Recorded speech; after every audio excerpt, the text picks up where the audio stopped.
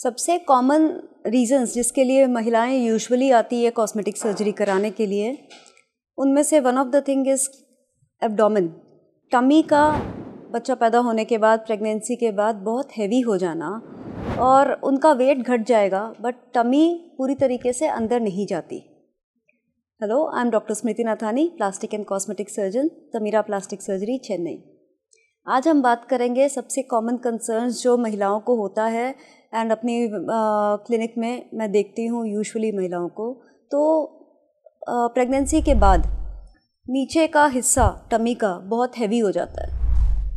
कुछ लोग हैं जो डाइट, एक्सरसाइज सब कुछ करके फ़ैट कम कर लेते हैं, बट वहाँ की जो स्किन होती है वो काफ़ी ढीली और पतली हो जाती है, जो हैंग करती रहती है। अब वो कभी भी आप डाइट, एक्सरसाइज किसी से भी वो स्किन नहीं जाएगी, क्योंकि डाइट, एक्सरसाइज चर्बी को कम करता है, वो स्किन को वापस सिकोड़ नहीं सकता, क्योंकि स्किन एक बार जब बढ़ जाती है तो वो वैसे ही रहती है। अब उनका सवाल होता है कि डॉक्टर ये बहुत ख़राब लग रहा है देखने में, इसको कैसे ठीक कर सकते हैं। मैं बताती हूँ उसको कैसे ठीक कर सकते हैं। मोस्ट कॉमनली जब हम उसको उस स्किन को एड्रेस करना होता है और जो स्टबर्न, जो मोटापा होता है नीचे के पेट के हिस्से में, उसको ठीक करने के लिए जो सर्जरी करते हैं उसको बोलते हैं लाइपो एब्डोमिनोप्लास्टी या टमी टक कॉमन टर्म्स में। टमी टक में हम क्या क्या एड्रेस करते हैं और कैसे करते हैं ये सर्जरी, आइए हम बात करते हैं डिटेल में।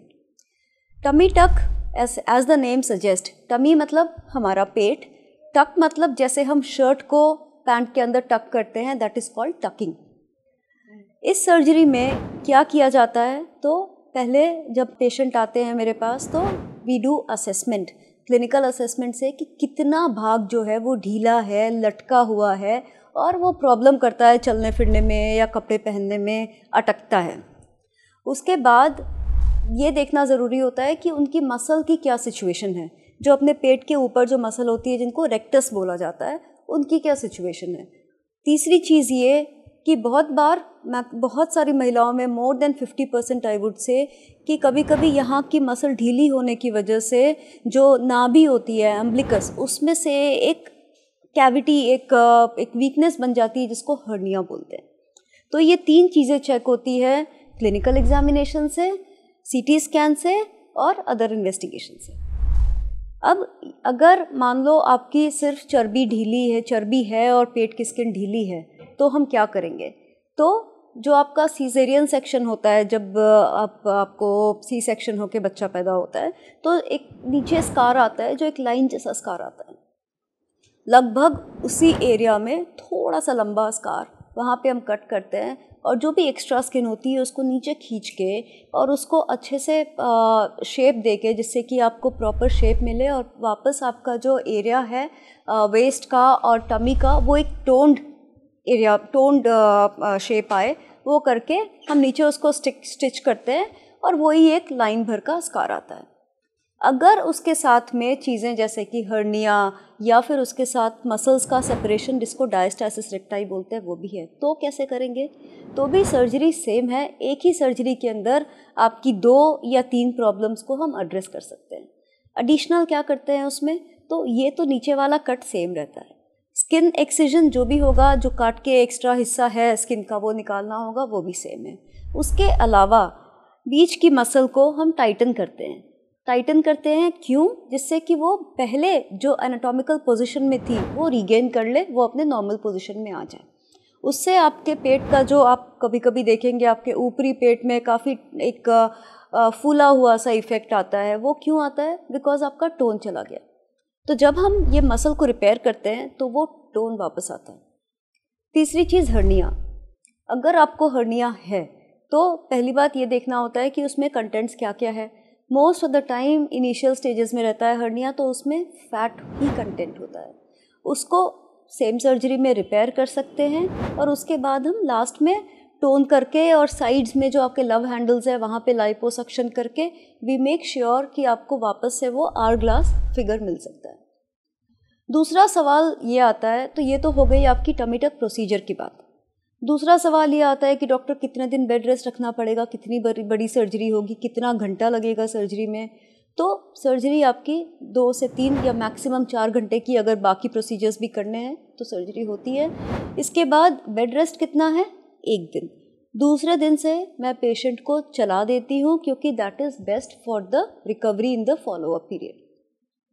उसके बाद हम घर का काम कब से स्टार्ट कर सकते हैं, जो काम करने वाली महिलाएं हैं, वर्किंग वुमेन हैं, ऑफिस कब से जा सकते हैं, एक्सरसाइज कब से कर सकते हैं, ये सारे सवालों के जवाब भी देना इम्पॉर्टेंट है।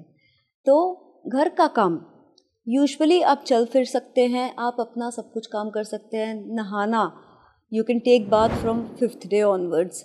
टाँके जो होते हैं उनको काटने की ज़रूरत नहीं होती, वो अंदर ही अंदर गलने वाले टाँके होते हैं, ठीक है। उसके बाद घर का काम, जैसे खड़े होके 1-2 घंटे खड़े रहना, किचन में काम करना, ये सब 5 to 6 डेज़ के बाद से यू कैन डू दैट। बीच बीच में थोड़ा थोड़ा रेस्ट लेके, don't strain yourself too much. और उसके साथ साथ ये ज़रूरी है कि रोज़ 15-20 मिनट आप स्लोली जितना बंद पड़े वॉकिंग करें। कब से ऑफिस जा सकते हैं, तो मैं कहूँगी अगर इनको आपको लीव लेनी है, कितने दिन की लीव ले सकते हैं, समवेयर बिटवीन 7 to 10 डेज़ की लीव ले सकते हैं, और उसके बाद you are good to go to office. Recovery period इसका बहुत ज़्यादा एक्सटेंसिव, पेन ये सब नहीं होता है। Pain is usually initial 2 to 3 days, जो कि आपका इंजेक्शंस और मेडिसिन ये सब देके कंट्रोल हो जाता है। कितने दिन में आपको रिज़ल्ट दिखेगा? सर्जरी के बाद, भले वो कोई भी सर्जरी हो, किसी भी एरिया की सर्जरी हो, थोड़े दिन तक वहाँ पे सूजन रहती है। सूजन घटने में 4 से 6 हफ्ते लगते हैं, और उतना ही टाइम लगता है अंदर से टिश्यू को हील होने में। तो 4 से 6 हफ्ते के अंदर आपकी हीलिंग पूरी हो जाती है। अगर साथ में हर्निया रिपेयर नहीं किया है तो आप 4 हफ्ते के बाद जिम जा सकते हैं। अगर हर्निया रिपेयर किया है तो कुछ कुछ चीज़ों का ध्यान रखना ज़रूरी है, जैसे कि आप पलथी मार के नीचे ज़मीन पे ना बैठें, जिससे कि पेट में प्रेशर इंक्रीज़ हो और हर्निया पे आपके इफ़ेक्ट पड़े। इससे क्या होगा, दोबारा हर्निया आने के चांसेस हो सकते हैं। छोटी छोटी चीज़ें, जैसे अचानक से बहुत भारी वज़न, 5 किलो से ज़्यादा वज़न नहीं उठाना इनिशियल 2 से 3 महीने। मैक्सिमम 3 महीने के बाद you can go back to your completely normal lifestyle. There is nothing which is restricted or prohibited that you can't do. Completely आप normal अपनी lifestyle जैसे आपकी है वैसे ही कर सकते हैं। इसके अलावा और कोई सवाल हो, और कोई queries हो, और कोई doubts हो, feel free to reach out. आप मुझे DM कर सकते हैं, like, subscribe और share करें, और ज़्यादा जानकारी के लिए you can call me or DM me. Thank you.